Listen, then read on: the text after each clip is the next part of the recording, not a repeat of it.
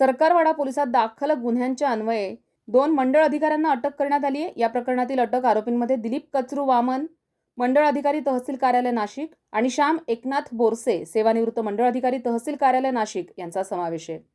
प्राथमिक तपासात भूमी अभिलेख विभागाकडील बनावट मोजणी नकाशा, हिस्सा फॉर्म क्रमांक 4 आणि 12, गटबुक तसंच इतर कागदपत्रांची आवश्यक पडताळणी न करता तसंच काही प्रकरणांमध्ये तहसील कार्यालयाचे आदेश अथवा पत्र नसतानाही संबंधित विकसक, जमीन मालक आणि गुंतवणूकदारांशी संगनमत करून 14 सर्वे गटांमधील फेरफार नोंदी प्रमाणित व मंजूर केल्याचा आरोप आहे. या कथित गैरप्रकारामुळे म्हाडा आणि शासनाची फसवणूक झाल्याचा आरोप असून या प्रकरणात दोन्ही आरोपींना 27 जुलै 2026 रोजी अटक करण्यात आली. आरोपींना न्यायालयात हजर केलं असता न्यायालयानं 7 दिवसांची पोलीस कोठडी मंजूर केली आहे. या प्रकरणाचा पुढील तपास सरकारवाडा पोलीस करतायत. संविधान न्यूज, नाशिक.